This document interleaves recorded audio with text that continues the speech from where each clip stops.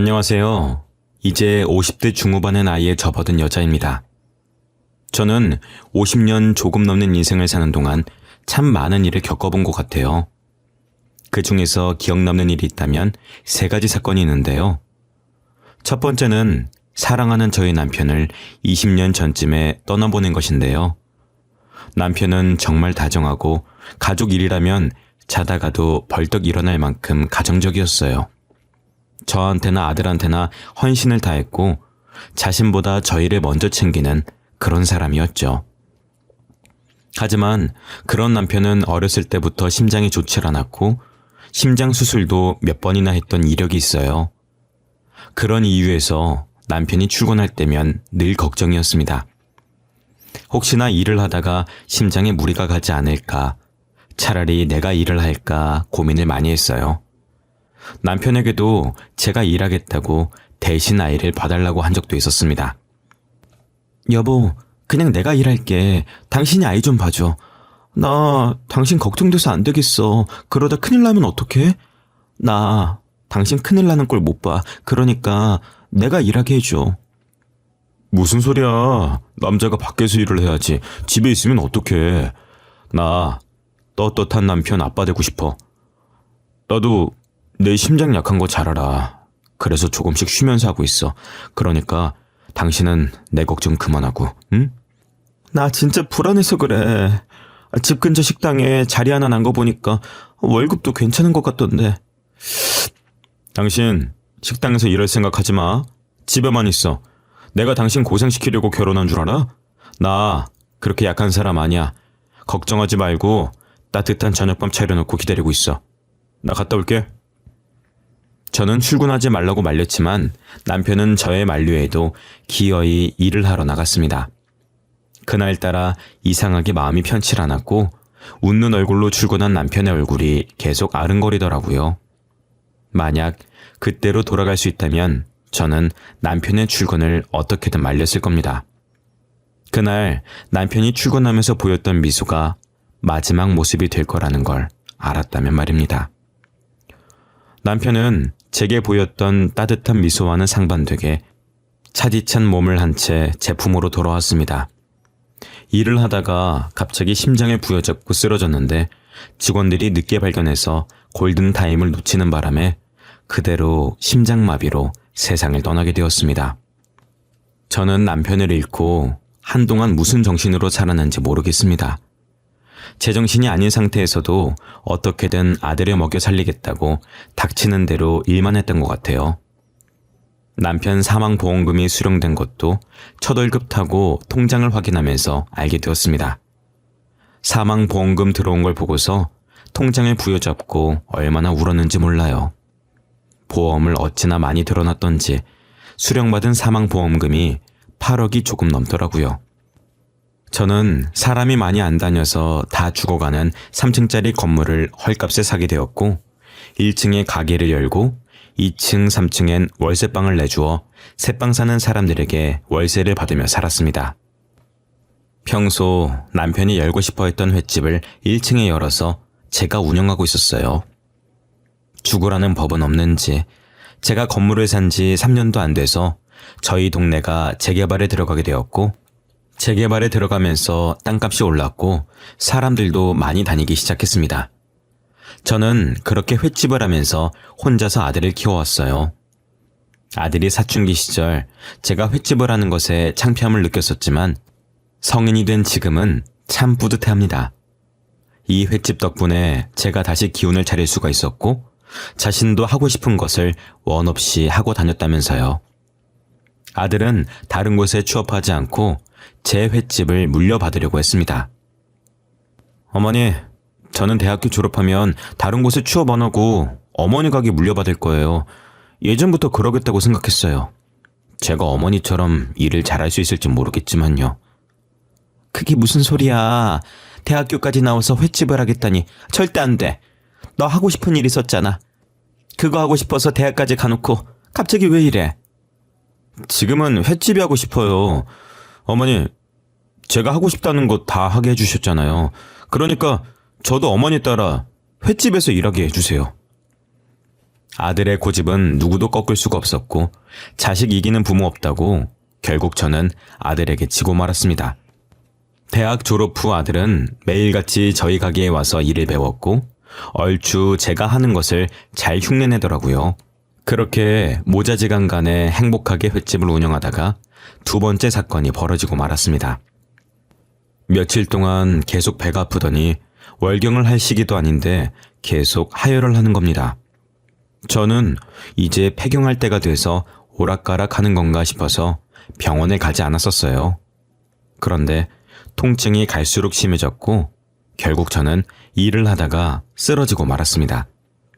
정신을 차려보니 병원이었고 아들이 의사의 말을 들으면서 제 손을 꼭 잡고 있더라고요. 지금 어머니께서는 자궁암 일기입니다. 그동안 통증과 출혈이 있으셨을 텐데 왜 이제 오셨어요? 저는 출혈이 있으신지도 이렇게 아프신지도 몰랐어요. 선생님, 저희 어머니 많이 심각한 정도인가요? 이기면 어떻게 해야 돼요? 다행히 어머님 정도면 초기라서 꾸준히 항암 치료 잘 받으면 괜찮아지실 겁니다. 크게 걱정하지 않으셔도 될 것 같아요. 저는 자궁암 선고를 받았고 아들은 그런 제게 미련하다고 잔소리하기 바빴습니다. 그래도 초기라서 꾸준히 항암 치료 잘 받으면 완치 판정 받을 수 있다고 하니 다행이었죠. 곧바로 입원 수속을 했고 저는 본격적으로 항암 치료를 받고 있었습니다. 저는 항암 치료가 끝날 때까지 일을 쉬기로 했고 아들은 홀로 가게 일을 했어요. 그렇게 2년이라는 시간이 흘렀을 때 아들이 결혼할 여자를 집으로 데리고 온 겁니다. 저도 전날 갑자기 며느리감 데리고 온다는 소식을 듣고 외출을 받아 부랴부랴 준비했었던 것 같아요. 며느리 될 아이는 첫인상부터 참하게 생긴 게 느낌이 좋았습니다. 어머님 안녕하세요. 갑자기 인사드리러 온다고 해서 깜짝 놀라셨죠? 죄송해요. 제가 회사 일 때문에 오늘밖에 시간이 안 될 것 같아서 무리하게 스케줄을 잡았어요. 아니에요. 괜찮아요. 어차피 저는 집에만 있는 사람이라 언제 오든 상관없어요. 어머, 이 많은 걸 어머님께서 혼자 다 준비하신 거예요? 제가 도와드리려고 일부러 식사 시간보다 일찍 잡은 거였었는데. 별로 차린 것도 없는데요, 뭘. 이렇게 띄워주니까 쑥스럽네요. 먼 길 찾아오느라 힘들었을 텐데 차린 건 없지만 맛있게 먹어줘요. 입맛에 맞을지 모르겠네요. 그럼 감사히 잘 먹겠습니다. 어머님, 이거 진짜 너무 맛있어요. 요리를 따로 배우신 거예요? 어떻게 이런 맛이 나지? 오빠도 빨리 먹어봐. 진짜 맛있어. 결혼하면 어머님께 요리 좀 배워야 되겠어요. 그 아이는 제가 초면에다가 어른이라 불편할 텐데도 말도 잘하고 싹싹한 게 마음에 들었습니다. 이 사람이라면 저희 아들을 보내도 믿고 안심할 수 있을 것 같았어요.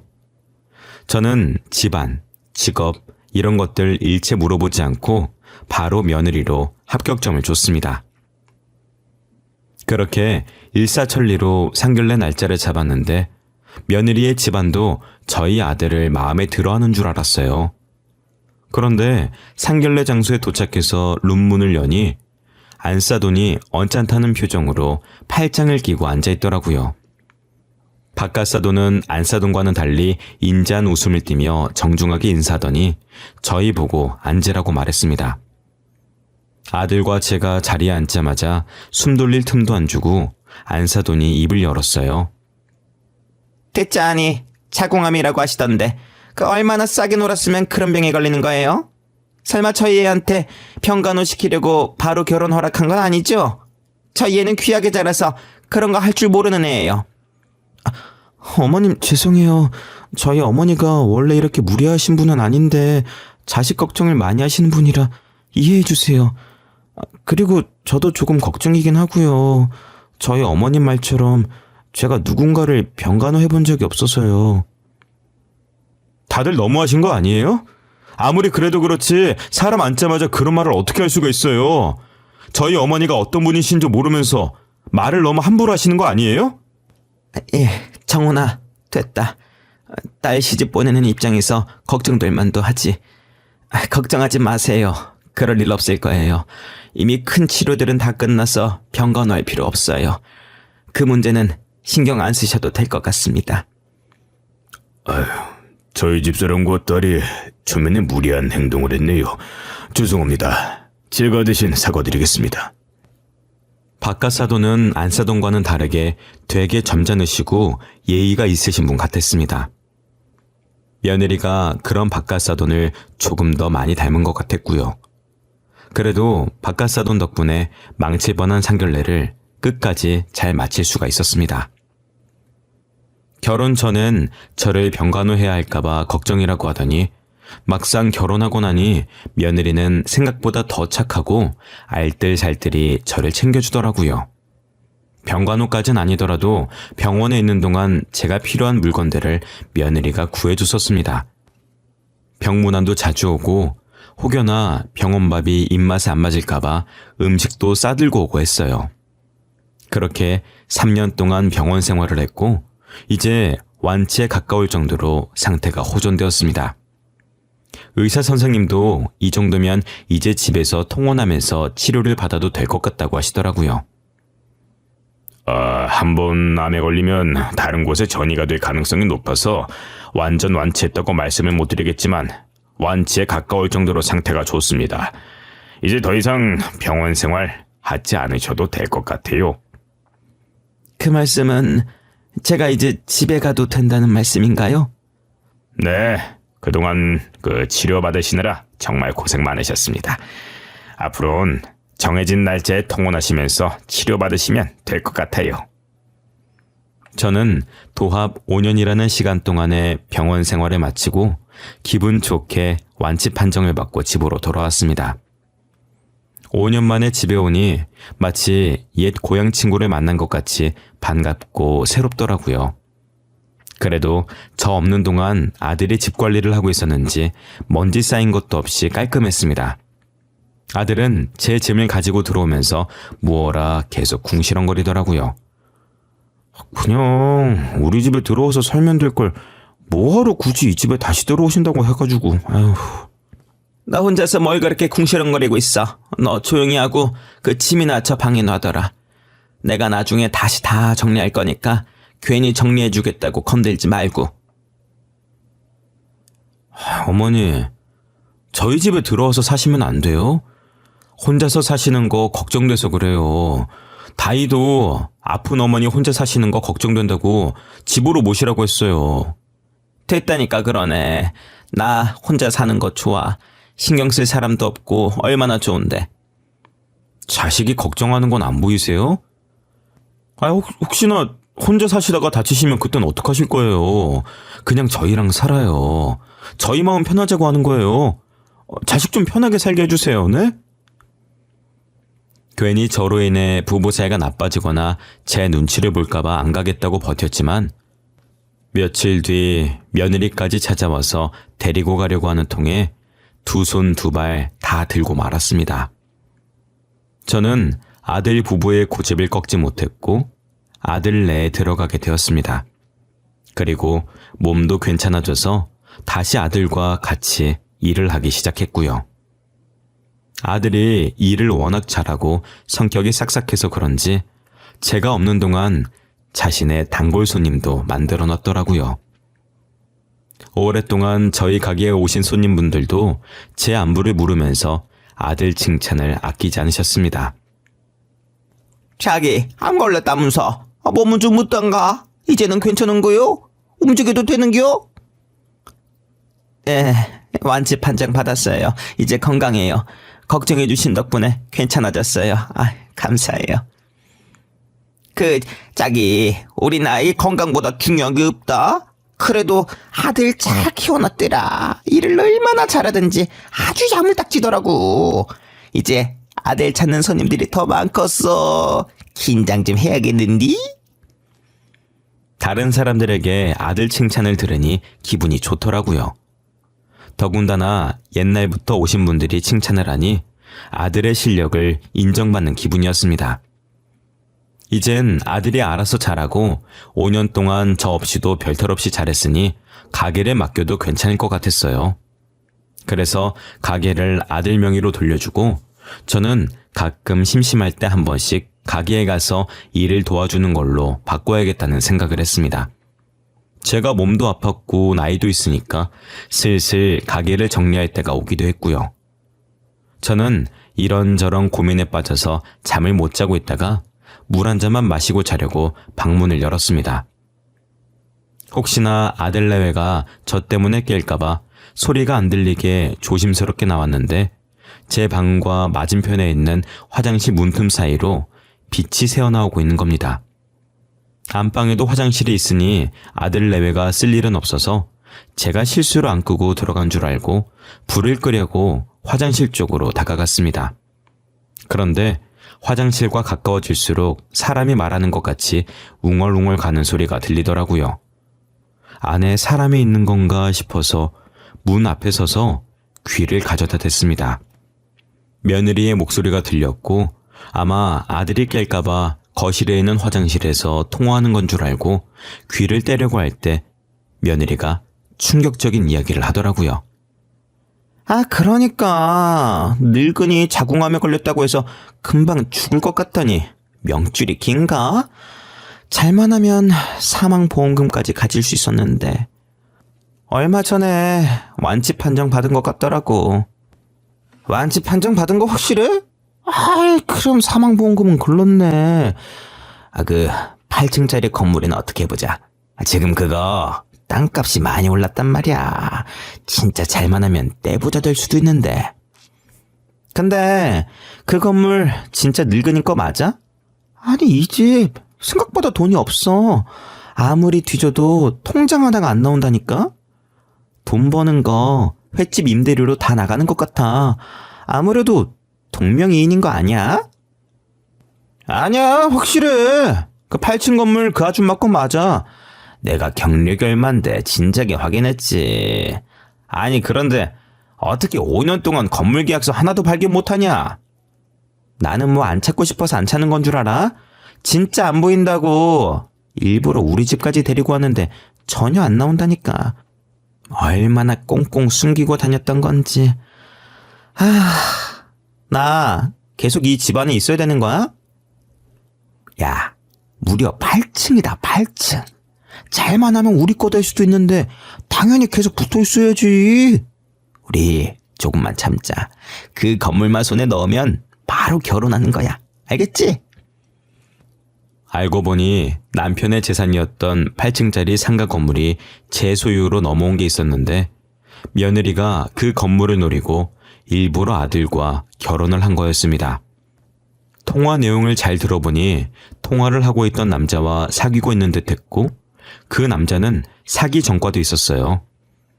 여러 방법으로 사기를 친 적이 있는 남자가 짜놓은 판대로 며느리가 움직이고 있는 것 같았습니다. 8층짜리 건물 어떻게 해보겠다고 5년씩이나 저와 아들을 속이고 있었던 겁니다. 저는 당장이라도 머리끄댕이를 잡고 싶었지만 늦은 밤이기도 하고 소란스럽게 만들고 싶지 않아서 일단은 조용히 그대로 방으로 들어왔어요. 혹여나 제가 다시 암이 재발해 죽으면 아들에게 그 건물이 넘어가게 되는데 만약 그렇게 되면 저희 아들을 해코지할 수도 있다는 생각이 들었습니다. 그런 끔찍한 상상을 하니 이대로 두면 안 되겠더라고요. 저는 다음날 가게에서 아들과 단둘이 있을 때 이야기를 꺼냈습니다. 너 당장 다이랑 이혼해라. 어차피 둘이 혼인신고 안 했다면서 둘 사이 애도 없겠다. 지금 깔끔하게 갈라서. 어머니, 뜬금없이 무슨 말씀을 하시는 거예요? 다이랑 이혼을 하다니요. 다이 어머님한테도 잘하고 저한테도 잘하고 있잖아요. 어머니, 세상에 그런 며느리가 흔치 않아요. 야, 이 답답한 놈아. 그 기집애가 우리 재산 노리고 접근한 거야. 네 아버지가 남겨주신 8층짜리 건물 노리고 접근한 거라고. 아버지한테 8층짜리 건물이 있었어요? 근데 저도 몰랐던 걸 다이가 어떻게 알고 접근을 해요? 걔 만나는 남자 있더라. 그것도 사기꾼이래. 그놈이 다이한테 우리 건물 있는 거 알려줘서 접근하게 만든 것 같더라고. 어제 그 기집애가 통화하는 거 내가 똑똑히 들었다. 에이, 다이 그럴 애 아닌 거 알잖아요. 혹시 다이가 드라마 보고 있었는데 어머니가 통화하는 걸로 착각하신 거 아니에요? 이 녀석이 오늘따라 왜 이렇게 답답하게 굴어. 내가 이렇게까진 안 하려고 했는데 너 이혼 안 할 거면 나랑 영 끊고 지내라. 이혼하기 전까지 가게도 나오지 마. 며느리가 아들한테 워낙 잘하고 착한 모습만 보였는지 처음엔 제 말을 믿지 않았습니다. 하지만 제가 한 번도 보인 적 없는 모습으로 부모 자식 간의 연을 끊겠다며 단호하게 초강수를 두면서 얘기하니 그제서야 제 말을 따르더라고요. 여전히 생사람을 잡고 있는 건 아니냐고 걱정은 했지만요. 어차피 아들과 며느리가 혼인신고를 안 한 상태라서 이혼을 하겠다고 해도 법적으로 이혼 절차를 밟을 필요도 없이 각자 갈 길을 가면 되는 상태였어요. 저는 아들보다 먼저 집에 왔고 바로 안방으로 가서 며느리 옷들을 거실로 던져버렸습니다. 어머님, 지금 뭐 하시는 거예요? 제 옷은 뭐하러 다 빼고 계신 건데요? 뭐하러 다 빼긴. 우리 집 식구 아닌 사람 짐 빼고 있는 건데 무슨 문제 있니? 너 이제 우리 집 식구 아니야. 아직 아들한테 못 들었나 봐? 너 우리 아들이랑 이혼이야, 응? 갑자기 그게 무슨 이혼이라뇨. 제가 오빠랑 이혼을 왜 해요? 혹시 미치신 거예요? 어머님, 좀 진정해보세요. 무슨 일 때문에 이러시는 건데요? 제가 뭘 잘못했냐고요? 네가 뭘 잘못했냐고? 진짜 몰라? 네가 뭘 잘못했는지 모르겠어? 잘 생각해봐. 네가 뭘 잘못했는지. 네가 한 짓은 네가 더 잘 알잖아. 저는 미친 사람처럼 며느리의 옷이며 속옷이며 모조리 거실로 던져댔습니다.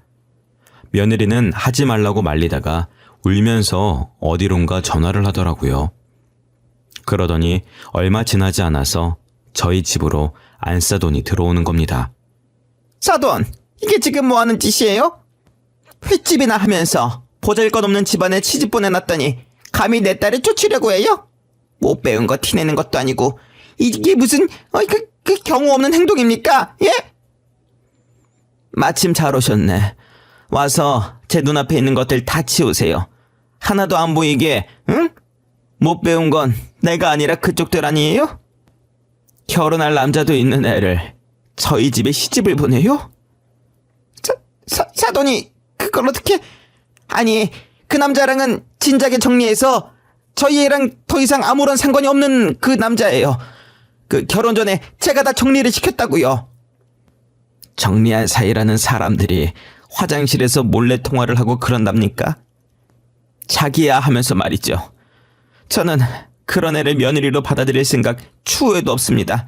그러니까 제 눈앞에서 치워주시죠. 사돈, 저를 봐서라도 어떻게 안 되겠습니까?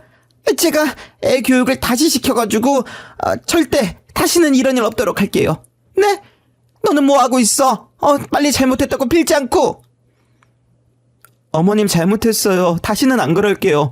앞으로 절대 그 사람이랑 연락 안 할게요. 그러니까 한 번만 봐주세요. 제발요. 이렇게 빌게요. 네? 내 재산 노리고 접근한 애를 뭘 믿고 용서를 해. 더 이상 말 섞기도 싫고 같은 공간에 있기도 싫으니 당장 나가거라. 안사돈도 저희 집에서 그만 나가주시겠어요? 사돈, 우리 이러지 말아요. 충분히 말로 할 수 있는 부분이잖아요. 네? 우리가 뭐 한두 번 본 사이도 아니고 우리한테 어떻게 이럴 수가 있어요? 아니요. 저는 누구 말처럼 못 배운 여자라서 못 배운 티 팍팍 내면서 무식하게 쫓아내려고요. 어머님, 제가 잘못했어요. 제발 한 번만 봐주세요. 다시는 허튼 생각 안 할게요. 10원짜리 하나라도 손 안 댈게요. 그러니까 이번 한 번만 넘어가 주시면 안 될까요? 좋게 말로 하니까 안 통하네. 이렇게까진 안 하려고 했는데 어쩔 수 없지. 계속 이렇게 안 나가고 버티면 저 주거 침입죄로 2사람 신고할 거예요. 경찰서 가고 싶으면 계속 그러게 버티고 서 있으시던가. 저는 안사돈과 며느리를 집에서 내보내려고 했는데 안 가고 버티더라고요. 어차피 이 집이 제가 해줬던 집이라 혼인신고도 안 된 상태면 남이나 다름이 없기 때문에 지금 안 나가면 주거 침입죄로 신고하겠다고 했습니다. 그랬더니 꼬리를 내리고 모양 빠지게 둘이서 옷을 주섬주섬 챙기더니 나가더라고요. 옷을 주워가는 꼴이 얼마나 우습던지 현관문을 닫히자마자 배꼽을 잡고 웃었습니다. 뒤늦게 온 아들이 집에 오면서 안사돈과 며느리가 울면서 옷을 들고 가는 모습을 봤는지 피식거리면서 집 안으로 들어오더라고요. 뭐야? 어머니가 하신 말이 진짜였던 거예요? 다이 지금 장모님한테 맞으면서 가던데요? 지금 두 사람 꼴이 말이 아니에요. 양손에 옷 주렁주렁 달고 가더라고.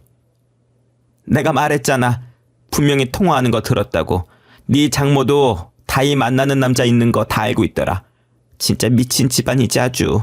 엄마랑 딸이나 똑같아. 솔직히 다이는 모르겠는데 장모님은 평소에 우리 무시하는 거 마음에 안 들었는데 꼴 좋네요. 아, 이럴 줄 알았으면 저도 일찍 가게 문 닫고 싸움 구경이나 할 거 그랬어요. 둘이서 나한테 빌면서 울고불고 난리도 아니었어. 너 아마 봤으면 웃음 못 참았다. 나도 웃음 참느라 애먹었다니까. 두 사람 가자마자 얼마나 웃었는지 몰라. 아들은 자꾸만 그 모습이 생각나는지 겉옷을 벗으면서 기가 찬다는 듯 고개를 저으면서 웃었습니다. 저도 제 앞에서 울면서 비는 안사돈과 전 며느리가 생각나서 괜히 웃음이 났습니다. 상견례 때부터 그렇게 콧대 높게 행동하더니 결국은 끝이 이렇다는 게 너무 웃겼어요. 그 뒤로 구질구질하게 매달리면서 귀찮게 할 줄 알았는데 다행히 저희 앞에 안 나타나더라고요. 그렇게 아들이 이혼한 지 5년이라는 시간이 흘렀던 것 같습니다. 그 사이 가게는 아들에게 물려줬고 저는 노후를 즐기며 집에서 쉬고 있었어요. 점점 전 며느리가 잊혀져 갈 때쯤 집에만 있기 뻐근해서 아들 가게 도와주러 가고 있었는데 갑자기 모르는 번호로 전화가 오는 겁니다. 혹시나 택배인가 싶어서 전화를 받았는데 어딘가 익숙한 목소리가 들리더라고요. 사돈, 접니다. 5년 만이네요. 그동안 어떻게 지내셨어요? 잘 지내셨어요? 누군가 했더니 저한테 무슨 볼 일이 있어서 전화를 다 하셨어요. 저희가 이렇게 안부 인사 나눌 사이는 아닌 것 같은데 말이죠. 이용권이 뭔데요? 제가 사돈께 부탁드릴 게 있어서요. 부끄럽지만 저도 자궁암에 걸렸어요. 그런데 치료받을 돈이 없어서. 염치 없는 거 잘 압니다. 하지만 부탁할 만한 사람이 사돈뿐인지라 사돈이었던 정을 생각해서 병원비 좀 어떻게 안 될까요? 다이 그 남자랑 결혼한 걸로 알고 있는데 잘난 사위한테 달라고 하시지. 왜 저한테 이러신답니까? 그놈 얘기는 꺼내지도 마세요. 다시 생각해도 혈압이 오르네요. 죽고 못 살겠다고 해서 재혼시켜줬더니 그놈이 저희 가족한테 사기를 쳤지 뭡니까? 그래서 가진 돈 다 날리고 그놈은 도망가서 찾을 수가 없어요. 그러게 남 등쳐먹고 다니는 사기꾼을 뭘 믿고 결혼시킨답니까? 자업자득이죠. 그 남자랑 저희 재산 탐내더니 결국엔 자기가 그 남자한테 뒤통수 맞아서 재산 다 털리고 꽃이네요. 제가 사정이 이렇다 보니 암에 걸려도 치료를 못하고 있는 상황이에요. 사돈, 우리 예전 일은 다 잊고 사람 한 명 살린다 치고 병원비 좀 어떻게 안 될까요? 이혼한 마당에 제가 그쪽한테 돈을 왜 줘야 되는지 모르겠네요. 그쪽은 도대체 얼마나 싸게 놀았으면 그런 병에 걸린답니까? 남의 돈 뜯지 마시고 남은 시간 동안 지금처럼 사기꾼 딸내미나 키우면서 사세요. 전 안사돈은 제가 자궁암에 걸렸을 때 어떻게 했는지 기억도 안 나는 모양이었습니다. 저는 10년 전 안사돈이 한 말이 아직까지도 어제 일처럼 생생하게 기억에 나는데도 말이죠. 얼굴에 철판을 몇 개를 깔아야 저럴 수 있는 건지 아무리 돈이 없다지만 저 같았으면 쪽팔려서 전 사돈에게 돈 빌릴 생각도 못했을 겁니다. 그래도 천벌을 받길 바랬는데 남의 돈을 탐내다가 되려 자기가 당했다고 하니 통쾌하더라고요. 도대체 사기꾼을 뭘 믿고 사랑하고 결혼까지 하는지 모르겠습니다. 언젠간 본인이 당할 거라는 걸 생각을 안 하고 있나 봐요. 사람이 죄를 지으면 언젠가는 다시 자신에게 돌아온다고 하더니 전 안사돈과 전 며느리를 보면 그 말이 괜히 있는 말이 아닌 것 같았습니다. 그래서 저도 지금부터라도 힘든 사람 도우면서 열심히 살아보려고요. 그래야 저한테든 아들한테든 좋은 일이 생길 것 같거든요. 저는 그렇게 다짐한 날부터 3층 건물 월세 받는 걸로 매달 기부하고 있습니다. 충분히 횟집 매출로도 저희 2명 먹고 살 수 있어서 월세로 기부하는 걸 아들도 찬성을 했죠. 그리고 8층짜리 건물은 아직 아무 계획이 없긴 한데 그대로 썩히기에도 뭐해서 장애인 재단을 만들어 볼까 합니다. 요즘 기사를 보니 장애인 복지가 제대로 안 되어 있는 것 같더라고요. 저도 비장애인이라 그동안 편하게 생활해 놓으니 장애인들의 불편함을 헤아리지 못했던 것 같습니다. 그래서 공부를 조금 하고 재단을 하나 세워볼까 합니다. 제가 살아있는 동안에는 누군가에게 도움을 주는 사람이 되고 싶어서요. 여러분들도 아직 늦지 않았으니 도움이 필요한 사람이 있다면 먼저 손을 내밀어 보는 게 어떨까요? 그러다 보면 분명히 저희에게도 좋은 일이 생기게 될 겁니다.